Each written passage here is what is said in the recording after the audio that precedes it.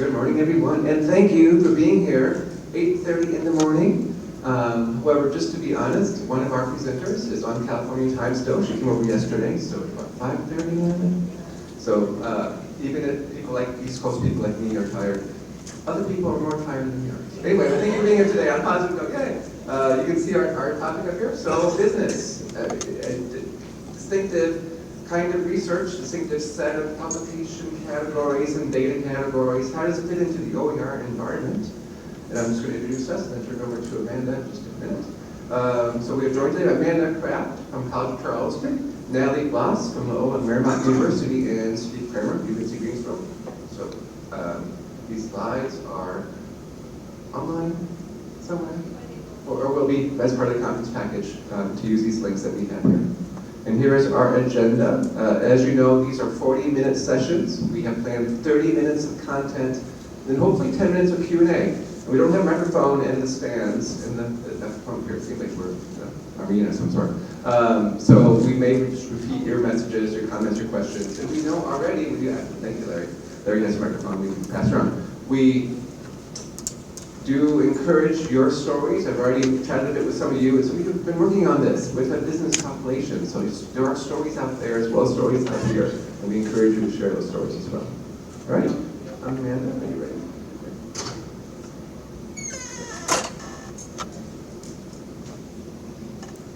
I am much shorter than Steve. So the first thing we have for y'all, because we want to get to know you, is a quick poll, as you can see up here on the side. So if you could go to pollev.com, and you can do /BizOER, BIZOER, or you can just go to polleverywhere.com, right? You can Google it, and then just type in that BizOER, BizOER. Yeah, everything's fine. So we'll go ahead and get started with that.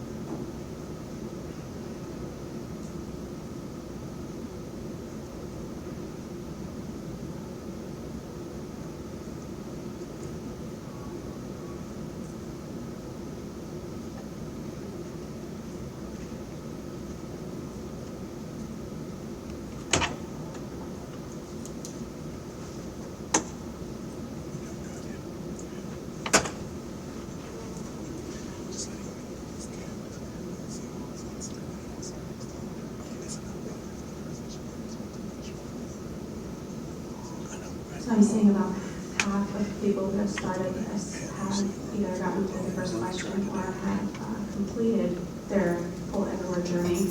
So we'll go ahead and display some of your answers now. I can see librarian, surprise, is the top choice for words here in position description. We also have some managers in the room, some heads and deans, associate probably attached to dean, etc. And of course business management. It's constantly shifting. Ooh, we have some collections and acquisitions people. Surprise at the Charleston conference. So yeah, we'll let that continue to develop. Let's see what you got for the second one. Challenges in marketing. Right on. Discovery. Yeah, preservation. What do we do with that? What do we get? Awareness, right? Knowledge, capacity. No challenges? What? Well, how are you? Let's meet and stop. Funding, buying time, yeah, cool. So these are all things that actually we are discovering also we discovered rather in our literature review, which is what I'm going to share with you today. And just a little forewarning, quite a bit of this stuff that we found for you, but I'm going to make it quick because the people that I'm presenting with have much more cool and great stuff to share with you. Steve would probably disagree.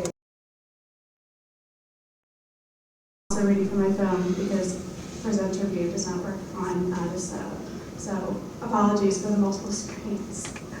I mean, we're used to it by now. Okay, so literature review, all right. So surprising to no one in this room, research indicates that awareness and use of OER is growing, especially in business education.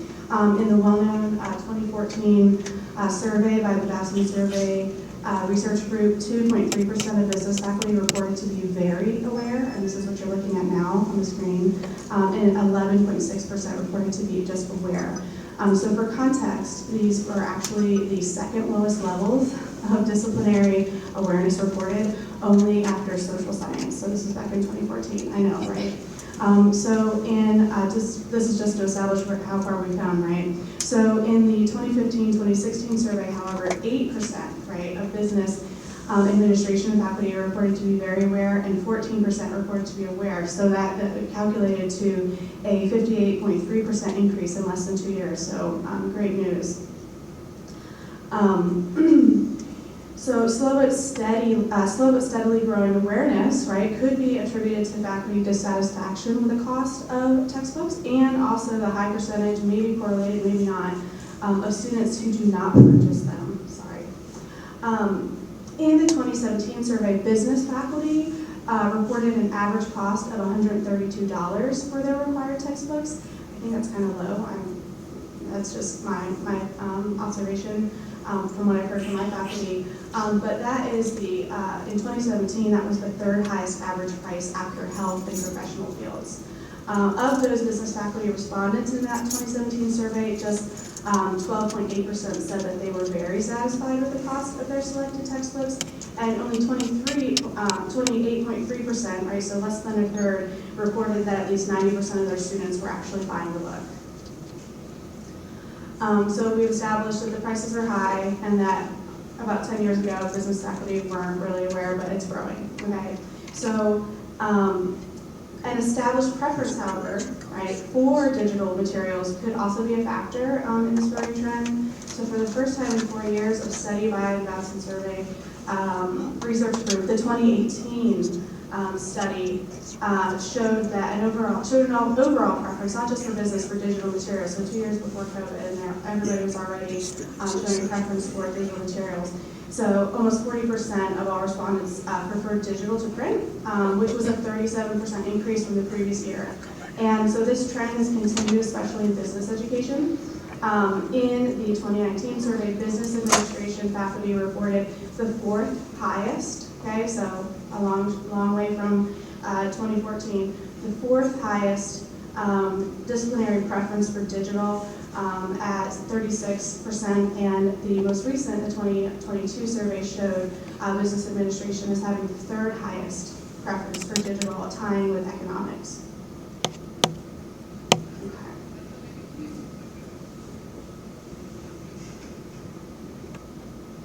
All right, so the strong preference, and here we get to the meat of the literature review.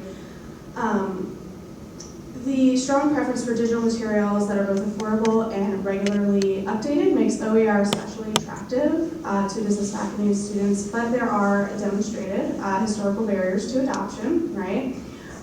First, the practical nature of business disciplines requires an apply your knowledge, right? A type of study where students are expected to gain skills that they can apply eventually in the workforce. There's also the aforementioned need for current and frequently updated information, and both of these factors contribute to the wide use of diverse publishing formats, which Steve mentioned in his introduction, including case studies and data sets. So finally, the literature points to the fact that assessment practices often used in business rely on test banks, online homework, and other materials that are often made readily available by commercial textbook publishers. So this is another barrier for business folks to choose to go the OER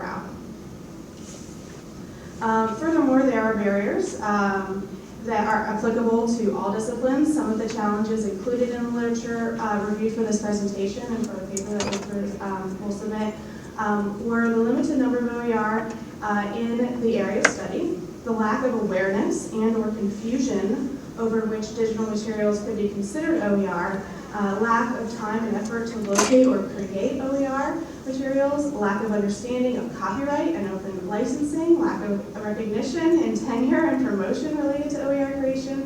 It goes on. The perception of quality or prestige of OER, and the importance of citation counts and various research impact factors, particularly for open access journals. So, All of these barriers and challenges indicate the need for discipline-specific or discipline-based OER development, which finally leads me to the College of Charleston's OER faculty incentive program, in which 2 colleagues and I built a training and development course for faculty proposing to adopt OER in 2019-2020. So while considered successful, in that it saved students almost $14,000 just in that semester in fall 2019, the first semester, it's not at all unique. Literature, going back to literature very quickly, on business and open education discusses outreach through subject or liaison librarian programs, or faculty user research by college or school. So it's very discipline specific by necessity.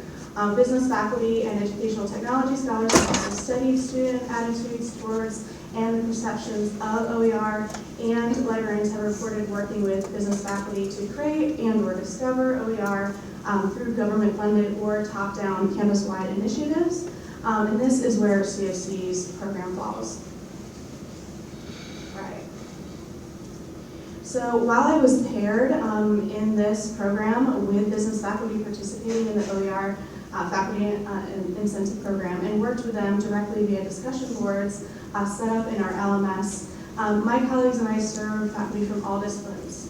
Okay? It was a mixed bag. And essentially, what we ended up doing before we even got started, we collected pre-course survey data on their needs beyond the proposals that they submitted to the provost office. And we asked them to rate their ability to define OER, that's that first pair of bars there, to identify, find, and adopt OER, to customize and integrate OER, and finally to create, license, and publish OER. So we wanted them to just self-assess. And in this chart, so if you can't read, you probably can, but if you can't read the legend there, the blue bars represent CUC school of business faculty, and the red bars represent everyone else, or non-business faculty.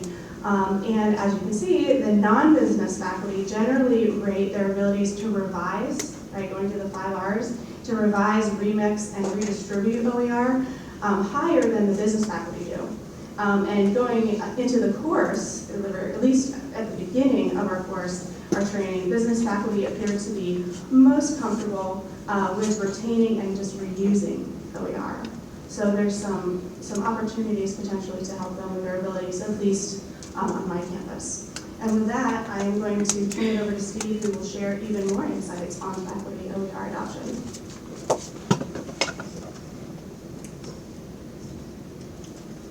So this is sort of an interlude in which I confess my sins, or some kind of confession, regarding being, at one point, and still officially, a commercial textbook co-author.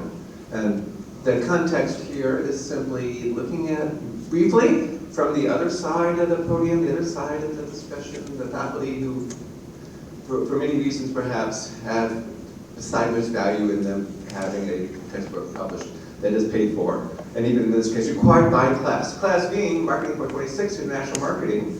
It was my first hardcore embedded class, and you can see details about it on the screen there. Experiential learning, students paired with a local manufacturer to try to improve their exports, which means you hire more people, help the economy grow, help our cash flow as a country, and other aspects of promoting, promoting this.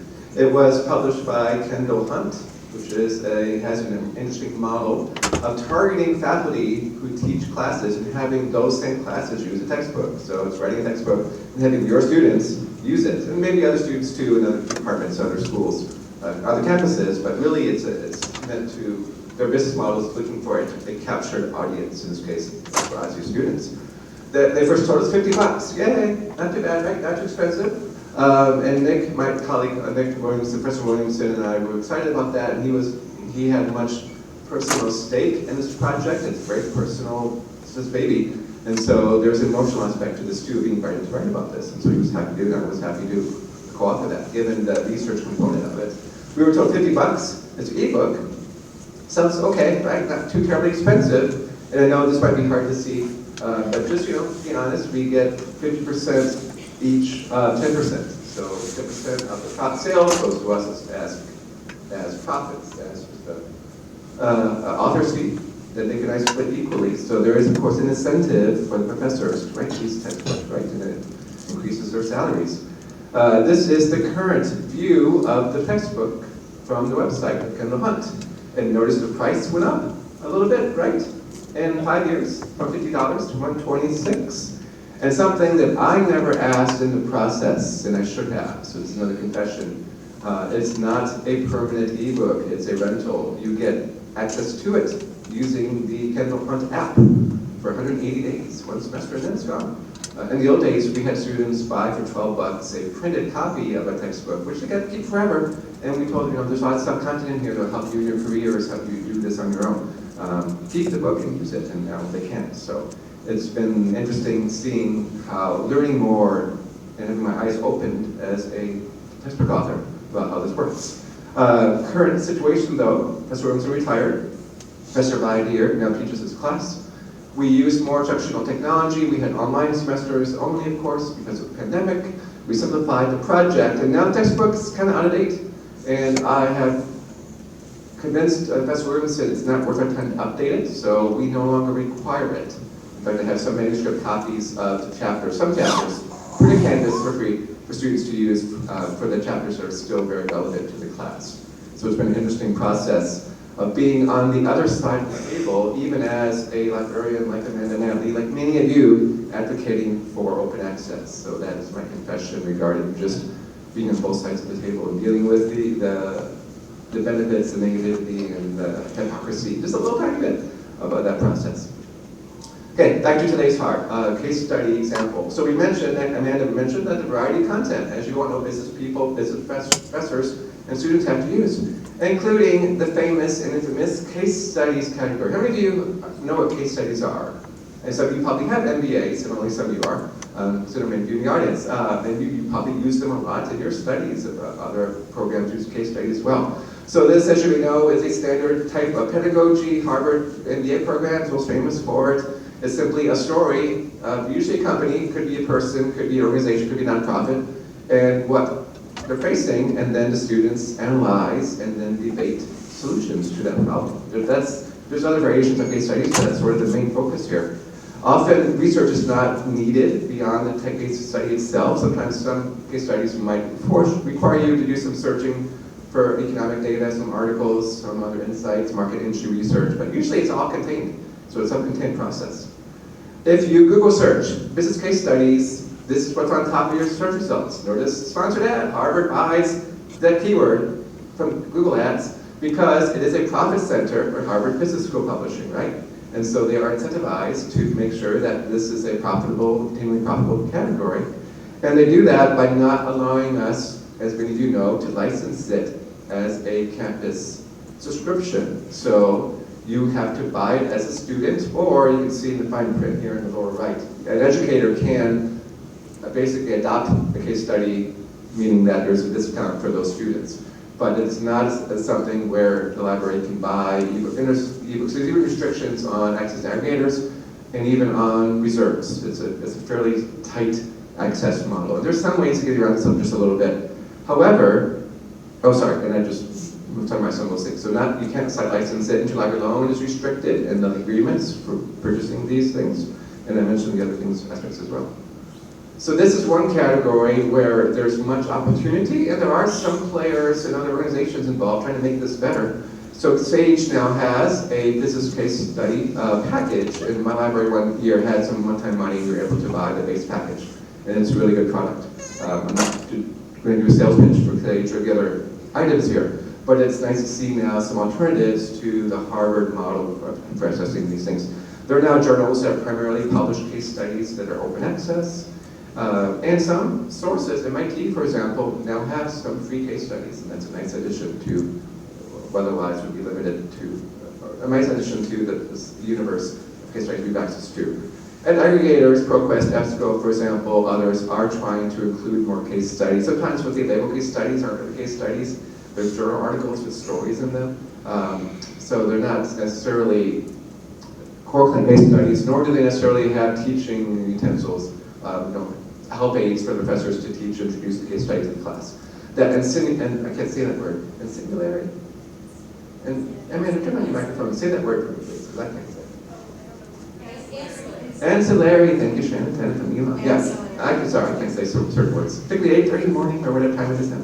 That's something that we had mentioned yet. You won't know this, right? It's one thing to have a textbook, but do you have quizzes, exams, slides, other materials? Professors often need that because just given the nature of the workload of being a professor and publishing and doing grants and everything else you have to do. So that may be missing. But there's more models coming out, and we encourage continued development of some of these open access options for case studies. All right, and over to Natalie to talk about some interesting work she did with faculty at her institution.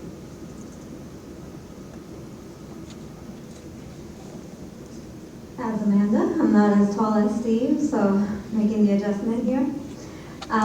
So I just want to conclude the session with telling you a little bit about my collaboration with some entrepreneurship faculty and OER Light, I'll call it, and you'll see what I mean in just a minute. So for some quick background on the course, I was helping faculty in fundamentals of entrepreneurship, or Inter 1310 as we call it. And this is a high enrollment core undergraduate course at my university. Traditionally, it used a commercial textbook. It had the case studies, as Steve mentioned, that it were paid per use.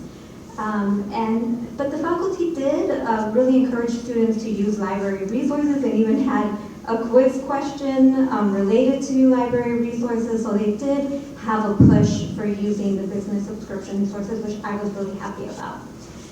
They used traditional assignments where students had to create a case study themselves as part of an assignment, and they had a midterm and a final that was multiple choice. So as Amanda mentioned, that's a barrier for OER, right? Because we have these traditional assessments where students are having to apply their knowledge, and that's what was being used previously in this course. So at one point, I would say about 5 years ago, entrepreneurship faculty, as the entire department, not just this one course, they started to voice their concerns with some of the things in their curriculum. Particularly, they felt that there was a gap between the theory and practice. They felt that the curriculum, while they were always updating, it felt it needed a bit more of a refresh. They also noticed that there was some lack of student engagement. And as Amanda mentioned, in business, this is a apply your knowledge type of field, right? And so the entrepreneurship faculty felt that was missing a bit, and they really wanted to give their students the best experience possible and have them ready for the workforce. And so they really saw we want to innovate our curriculum, do a big refresh, and some faculty even were starting to think about course affordability. So that was my way to get in. But in general, the faculty wanted to change to experiential learning, project-based learning, and I know Steve mentioned those words as well. So again, that apply your knowledge was really important. So as I mentioned, the faculty as a department, they reached consensus to do this refresh, this revamp our curriculum. They started before the pandemic, kept working during the pandemic, and are still working on it now. So that just goes to show with one of the challenges of OER, but just with any change, it takes time. This has been a 3-year process and it's still going, right? But as I mentioned, there were a few faculty that were interested in course affordability, and that was my opportunity to come in and collaborate. 2 of the faculty applied for the library's open and affordable textbook grant back in 2020. That was the fundamentals of entrepreneurship, and now there's a 2022 for international entrepreneurship. Sorry, lost my train of thought there for a moment. But and so these were faculty who were interested in course affordability as they were doing the revamp, and they wanted to, they applied for the grant, and the grant requires them to replace that commercial expensive textbook for low cost or OER. So I will note that under this grant, OER is not the sole requirement. So while OER is encouraged, they are also able to adopt low-cost resources, so that is $40 or less, or they can do library subscription resources. So those are free to students, but somebody does pay for it. So there's a mix of different resources that are able to be used under this grant. So in the end, what happened with the fundamentals of entrepreneurship? So there was a reader. The commercial textbook was replaced with a reader of sort. This was a mix of resources, of free websites, of library subscriptions, some OER, some book chapters from OER textbook. So that's why I said it was OER light. Not everything was completely open, but I was very happy with the end result because it ended up being no cost for students, and there was a mix of open and freely available and library sources as well, which was great. I also worked with the faculty to create 5 case studies and 10 skill development assignments. So that replaced kind of that midterm and final, these skill development assignments. And the faculty really wanted to focus on, I want students to learn this skill, master it, talk through the entire semester, and they'll work on this assignment to see what they've learned so far. Many of the same challenges that Amanda mentioned during the literature review, there's definitely, you need the time and patience to create. I didn't mention, I worked with that faculty member for a full year on creating those cases and those 10 assignments. So just that single piece took a year. To revise the entire curriculum, it's taking 3+ years. So just always keeping that in mind, that it takes time to convert any curriculum or even a single course. I also realized that the faculty weren't as familiar with Creative Commons or copyright. Right at the very end, the faculty member was like, can you review this and come up with some questions? I realized that the faculty member had copied and pasted an entire article that was coming from a newspaper that we had access to, and wanted to put that up and said it was open. And so I said, very last minute, and had to have kind of an uncomfortable conversation of, no, we can't do this, and this is why, this is copyright, but we can do X. The material, the ancillary material you are creating, that we can add a creative license to that. So just having those conversations, I wasn't expecting, but it was one thing that definitely did happen more than once. With that, we have a couple of best practices and recommendations to share with you before we open it up. We do recommend to always constantly, we want to form a relationship, and these are things we already do, right? So engage with stakeholders and actively listen to their needs. We've learned that you might think they're not listening, it might take a few years, but as you continue to have these conversations, whenever your faculty are ready, they will approach you, and collaboration will be very fruitful, and you can listen to their needs. In my example, I had been chatting with faculty about OER for years. There were a few who decided to take it on, and then it was still OER light, but that was okay, right? We found a mix of resources that worked for them and met their needs. We would also recommend, if you don't have the time or the capacity to do a full-on OER campaign, that is perfectly okay. You can align it or put it into your institution's existing strategic initiatives. OER fits beautifully with all the other things we're doing. If there's anything instruction-related, course affordability, working with first-generation students, you can always encourage and use OER in other initiatives. And again, mentioning that affordable as a goal and not just open, just being flexible on what resources you share with faculty, and again, listening to them and making sure it fits with their goals, their instruction goals.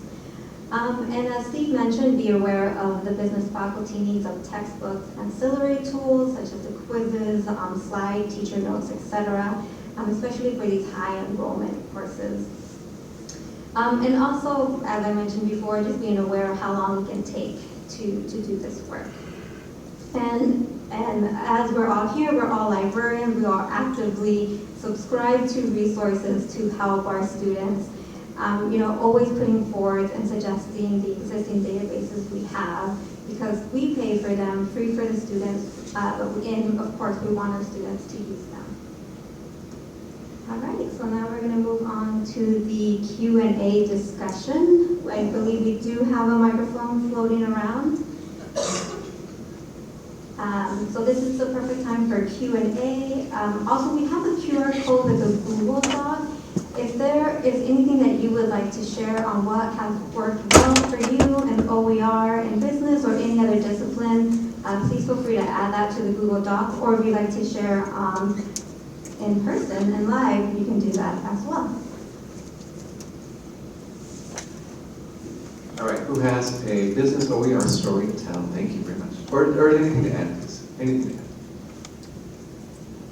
I don't have anything to add, I just have a question. So we have an OER initiative and it's just one of the big phases. But one of the things that we see is that we are finding a lot of material for undergraduates, but not a lot for graduates. So is that a common thing? Do you see that there's going to be a push for graduates? We're kind of seeing that maybe it's not going to be OER, but maybe more affordable, resources as opposed to OER resources. What are the thoughts? Yeah, I would just add that's definitely one of the challenges. And the highest amount of OER are actually for those high enrollment undergraduate courses, intro to STAT. That's where you'll often find the most OER, and then you have the specialized areas and graduate level that is not being representative. I think just continue, those faculty who are willing to do it, I think it'll just be a matter of time before we get there. That's a great question. I think part of the challenge, and we'll have a ton of that, is the different programs, MBA versus PhD programs, for example. The MBA programs often high enrollment, different variations, executive, weekend only, daytime as well. I think that's where there's a lot of opportunity to pursue OER. PhD programs, not so much, because I see them using more art and literature, scholarly literature than practical literature. But some other people want to say some things about graduates, so please. Yeah, no, I'm sorry, I just have a quick question, and I might have missed it if you said so. That grant you talked about, how was that funded? It is currently funded through, we have something called the Academic Technology Committee and then the Provost.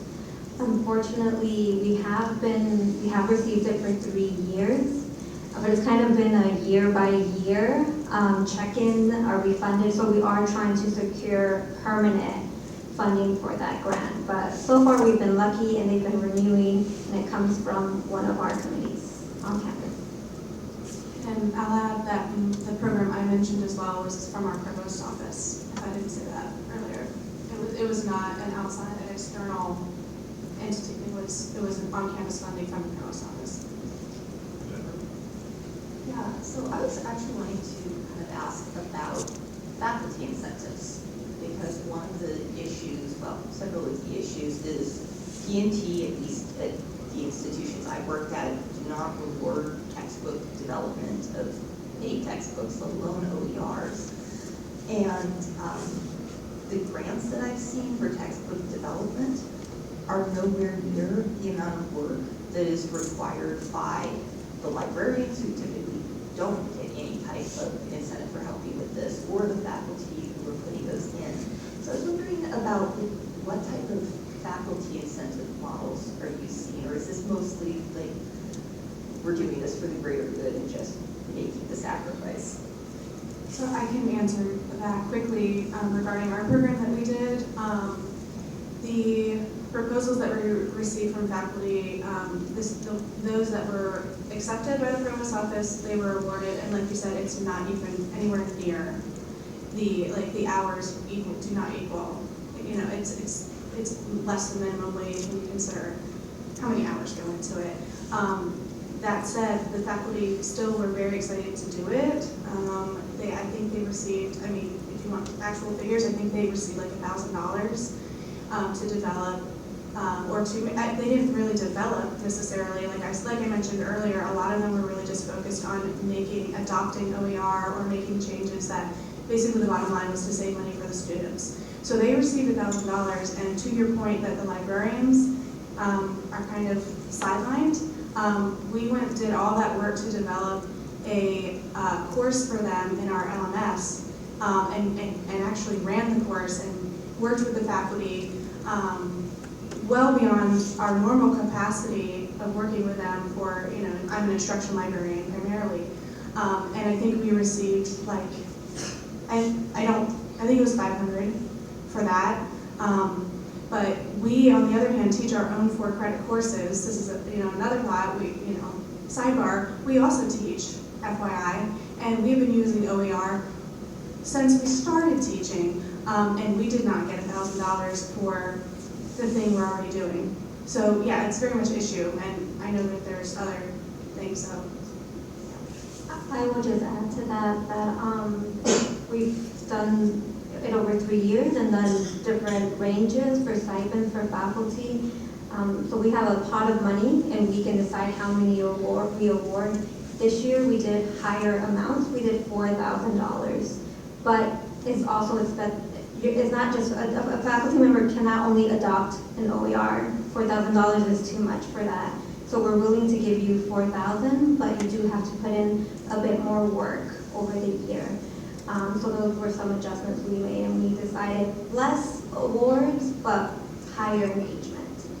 We have time for just one more quick question. Thank you, Larry.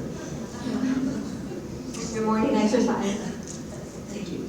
I'm curious to know if you've had any luck with your faculty adopting textbooks and like the more fundamental survey courses that are widely available, like in OpenStax and things like that. So like in econ, accounting, finance, some of those that are pretty widely available and have been sort of peer reviewed and that sort of thing. The ones that would really make a big impact because they're usually pretty high enrollment courses. Because at my institution, it's like, yeah, thanks for the information, but no. So I just wondered if you had luck even with that. I am surprised every semester with who shows up to our workshops, who applies to our grants, and who decides to do it. Sometimes we're like, oh, we don't think we're going to get anyone from math. This last workshop, we had 5 faculty from math show up. So in my experience, I'm always pleasantly surprised with the range of departments and disciplines and faculty that show up. And I feel like you just really never know. And so, it's really been mixed. There are some undergraduate core courses that are willing and others that are not, in my experience. all of the business folks that participated in our program that I mentioned were, actually there was one hospitality and tourism, our hospitality and tourism department was in the business school. I know that's odd in some respects, but most of them were marketing and management folks, and that's exactly what they were interested in. They were interested in replacing their current very expensive textbook with a fundamentals, marketing concepts, etc. So it was introductory. So yes, that was successful. Yeah, so it's possible. That certainly would help if some of the repositories like OpenStax had a more variety of business-related textbooks, given the specializations, but that will come with time, we hope, and there'll be more choices, and that may help us get more faculty converted over. Right, it's 9/11, so... I was going to say, let's hear it for our presenters. Thank you all for being here today.